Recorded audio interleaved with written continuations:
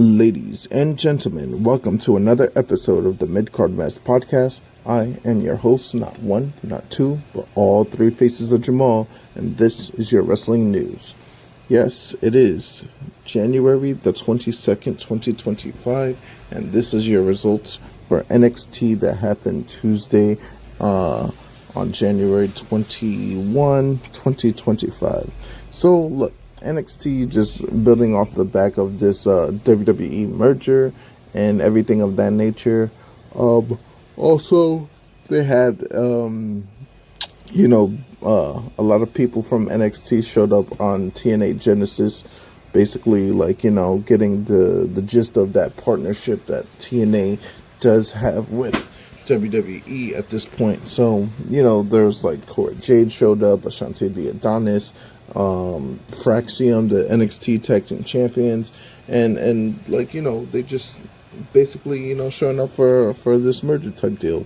But this was the first show after the deal with TNA is finished and stuff like that. So it does care to mention that, they've been mentioning each other on television, Tom Haffengill and freaking Matthew Redwald also mentioning NXT on TNA programming. I believe that, and you'll see later on that, Corey Graves, Booker T, and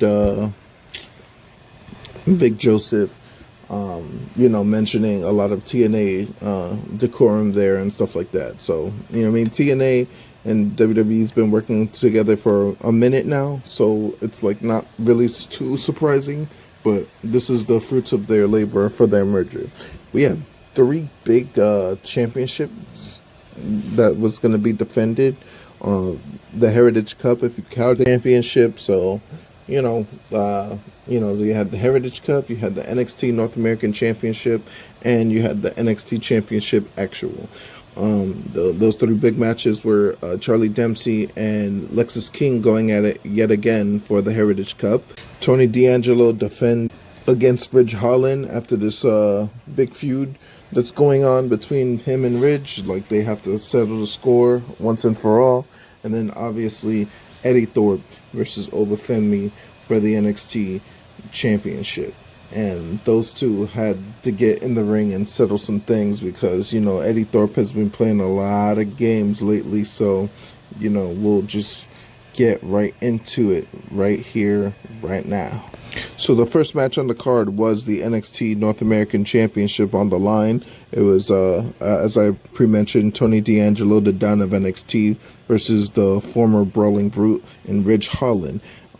They basically started the match really great, but then sometime in the middle of the match, Shawn Spears miraculously shows up and then seems to get Tony D'Angelo's attention. The Don had his family on the outside with Stax and Luca, with what's her face, Rizzo. So Rizzo, Luca, and Stax is on the outside with Tony D'Angelo, and they're cheering him on and everything like that. So the emergence of Shawn Spears, who's been trying to get Rizzo to join his little group that he got going on, she's not jacking it or whatever have you. So it is what it is. But the match continues, and Ridge Holland is actually giving Tony D the beat down. So, but at the end of the day, Shawn Spears goons shows up, and then Tony Stax and Luca come and they, fight Brooks Jensen and what's his face? This Nico Vance, I believe his name is. They just start going at it, so they're brawling, and then amongst all the chaos, Izzy Dame shows up and then gets in the ring and she kicks Ridge Holland's face off. And then she leaves the ring, which sets up Tony D'Angelo to do the little spine buster for the victory, costing Ridge Holland the NXT North American Championship. The Don, still your NXT North American Champion. Shawn Spears gets his boys out of the way, and, the D'Angelo family still remains on top at this conjunction. The very interesting thing about this is that, it wasn't even the match. The match was going to be the match regardless, but all those things that were said about Corey Graves and everything that Corey Graves has posted online and stuff like that. Corey Graves seems to just has dismissed it and act like nothing even fucking happened. So hopefully those complaints and everything like that were like, unfounded. I mean, Corey Graves did tweet some things, but yeah, man, like, it is what it is. We're all professionals at the end of the day, so he decided to go the professional route. He said that he is where he wants to be, and that is the gist of that. So the next segment that we have, you see Bayley come down to the ring, and she talked about her history in NXT and how she cares about Roxanne, who's been interrupting her for this like the past last week and stuff like that. We see it on SmackDown, on Raw. Bayley has been 2 huge matches, being the WWE Women's Championship and the match with Nia Jax on Raw, but Roxanne keeps getting in her way. She said that she respected Bayley, but it didn't take long for that to dissipate. Julia then comes out and she has her NXT nice and NXT championship nice and shiny. She comes out, she is trying to get her English right, so it was kind of like almost like kind of like a botch with the promo, but she's just trying to get her English right, and she's basically said like, Bayley, I'm trying to do what you did with NXT, with the NXT Women's Championship in particular. But then here comes the BFFs, Cora Jade and Roxanne Perez, and this, they came out to a coursing of boos. Even though Cora Jade, coming off the back of TNA Genesis, looking at Masha Slamovich in the face. So the interesting thing about this segment was how bad, it's not that Roxanne Perez is bad on the mic, but you could barely hear anything that she has to say, and it was awkward. Like the whole Julia not speaking English, the whole Bayley coming back, not letting freaking people talk, freaking the crowd not letting Roxanne get her shit off, not letting Cora Jade get her shit off, even though Cora Jade got her shit off. Like it just seemed really awkward and badly paced and badly timed, and it was just like, yo, why are these 4 women in here like this? If they're gonna be in there, just throw bows. And that's exactly what happened. They all threw fucking bows at the end of the day. They were just throwing hands, and a lot of words were said and stuff, but other than the course of the boos, other what I made out what Cora Jade and Roxanne were saying, they were saying some good shit, but it was just ruined by the fans in the attendance because you couldn't hear what she was saying. Like, we're talking like Dominic Mysterio can't talk type shit, New Day can't talk type shit. Damn. Like, sometimes you gotta let shit cook, and so I think this was missed by the crowd, missed by the fans. They could have had like a little decent promo here, but because out of everything, I think Julia was the weakest one out of the promo, and that's only because she don't know how to speak no damn English, or she's trying to speak English. She's doing better and everything like that, but you couldn't even tell because Roxanne Perez and Cora Jade were getting booed the fuck out the building. So it is what it is. They had, the interesting thing here was that they had a fight in the back that caused another fight in the back because Jada Parker and talking to the locker room and Carmen Petrovic, they had like a little heated exchange and stuff like that because they were talking about how like Ashanti the Adonis wasn't her man. It was really Nikita Lyons' man, about to leave you, and some petty girl shit type shit. So then they showed another segment in the back where Dion Lennox was talking with Wes Lee and I forgot what these guys' names are. I know it's like Tyson DuPont or Tyreek Nigui or something like that. I can't remember these guys' names, but those two are like up and coming tag team, and they were flanked with Wes Lee. So I guess that's gonna give them the rub eventually, but not in this aspect, because Dion Lennox basically was like, yeah, I'm gonna challenge Obafemi one day last week, and then Wes Lee was chastising him about that, and then Trick Williams came in the background, and Wesley called Trick out for being a former champion and got the shit smacked out of him. Like, he got smacked. Like, I'm talking about, he open palm smacked that boy, and he felt like one of them fucking Tubi movies. That shit was crazy. We got back to back to the ring after a commercial break and shit. And Dion Lennox was making his way to take on Wesley. Lee was giving up some size in this match, but you obviously know what Wesley can do. I've been a fan of Wesley since he was Desmond Xavier. So, like, he just doing what he does, man. Like, and it wasn't a long match. It was really short. But for what it was, it built up the victory. It showed a good showing for Dion Lennox, and it also gave Wesley some momentum coming in. And Wesley, after winning the match, challenged Trick Williams to a match next week in Atlanta. Trick Williams then comes out, whoops that ass, and then takes him out, and it's like, you want to see me? We're going to fight next week in Atlanta. So it was really good. Trick Williams slapped the fire out of Wesley, though. That shit was funny. That shit looked like a whole Tubi movie, son. And man. But, yeah, man, like, that was that little segment. Going into the next match, it was the Heritage Cup. And the only thing that I can take away from this match, Charlie Dempsey and Lexis King had a banger, and it was a little decent match, but Lexis King ended up taking the victory, though via cheating with a low blow. And yeah, man, we will see how that ends up returning in his favor soon. I mean, like, Lexis King is the son of Brian Pillman, and Charlie Dempsey is the son of William Regal. So, like, nice little generational match going on here. It's kind of like watching, like, a Brian Pillman versus a William Regal match. So, that's good. Sometimes, like, I believe that the Heritage Cup is just literally like a gimmick for NXT. And, like, to the average fan, it kind of won't make any sense. Like, just even explaining what the Heritage Cup is kind of crazy. So I might do, like, an episode later on why the Heritage Cup exists and what does it entail, who's been former winners and stuff like that. So be on the lookout for that, perhaps. But, yeah, man, like, I don't know, man. I'm just...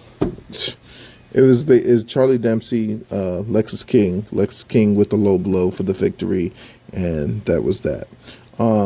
Aforementioned Cameron Petrovic versus Jada Parker had a match because of that fight that they had in the locker room after the big fight with Bayley, Cora Jade, Roxanne Perez, and Julia. So they were in the ring. Jada Parker and Cameron Petrovic were booked in the singles match. Ashanti the Adonis, who fresh off the bat, coming off of TNA Genesis as well, accompanied Carmen to the ring, and both of these women's pride themselves on their fighting ability, so they wasted no time, like, beating the fuck out of each other. It had good physicality and a couple fun moments, but it also had a few things that, like, they're not used to wrestling each other, so they made up for it. Petrovic scored the win after Kalani Jordan showed up and distracted Jada Parker long enough for a fucking roll-up to happen. So, that was the... Man, I'm fucking tired of these goddamn roll-ups, man. These roll-ups. Yeah, man. So, the next match on the docket was Sean Spears' boys, Nico Vance and Brooks Jensen versus Stax and Luca for the D'Angelo family. So this is basically a retaliation for what happened earlier in the night when Tony D'Angelo overcomes Ridge Holland. It was a high energy from moments from bell to bell. They all did a great job, and they wanted to inflict a lot of damage. It was short and sweet, didn't need to be more than it was, and had a lot of physical action, but at the end, Vincent Jensen picked up the victory against Luca and Stax. So with the fact that Luca and Stax lost, they go to the back, and then they are asking the Don, like, hey, where the fuck were you? You're supposed to be our leader type shit. And the Don was like, look, I was talking with Izzy Dame, which he was. He was talking with Izzy Dame, and Izzy Dame was basically trying to say, hey, are we square? Are we good? This and the third. I don't know if she's trying to join the family. I don't know if she's trying to squeeze Rizzo out. I don't know. Like, I don't know what they're trying to do here. But, it's building up tension because now Stacks, Luca, and Rizzo is also looking at the Don like, yo, what the fuck, man? You're supposed to be out here supporting us and doing all the things and everything like that. So, that might lead up to some type of maybe Channing Stacks going after the NXT North American Championship, perhaps. Maybe taking charge of the family. Maybe down the line, can we see this happening? You know, that'd be crazy to see, at the end of the day. So, it's not nothing. So now that leads us to the main event. Oba Femi versus Eddie Thorpe. Like I said, this week's main event was the NXT Championship match between Oba Femi and Eddie Thorpe. This match was booked after Thorpe attacked Femi last week during his title celebration, and then even though Thorpe showed no fear towards the champion, Femi like kicked out and fucking asserted his fucking dominance. Like, we all know Eddie Thorpe wasn't gonna win this match, but because Eddie Thorpe is such a big ass dude, like, he just he seems like a credible contender. But, Oba Femi just really, man, he's just a problem. Like, I cannot wait for Oba Femi to, like, touch the main roster. Like, he needs to be in the land of giants. He needs to fight Omos or Braun Strowman or Jacob Fatu or, somebody big. Like, he's a big-ass dude, and he's a big-ass problem. And still your and still your NXT champion, Oba Femi. If Oba Femi could do what he did with the NXT North American Championship, then watch out. He reminds me of like Gunther, right? Gunther holding the secondary title, making it bigger than what it was. Oba Femi did the same thing over the course of 2024. So in 2025, it's good to see that Oba Femi is now the champ. And let's see how long this is going to last. It's surprising that this wasn't booked a strap match because Thorpe had the strap. But, we'll probably get one at one point and stuff like that because, Oba Femi is still a fucking problem. Femi is basically one of the most intimidating guys out in all of pro wrestling. So, yeah, man. Like, this week's NXT was average show, but it did have 3 title matches, and if you give a shit about titles and everything like that, if you count the Heritage Cup as a title, if you give a shit about titles, then this is one that you want to watch. Also, next week they do have Jakara Jackson and Lash Legend versus the WWE Women's Tag Team Champions and Bianca Belair and Naomi, which they also had a little segment talking about, like, they're about to fight.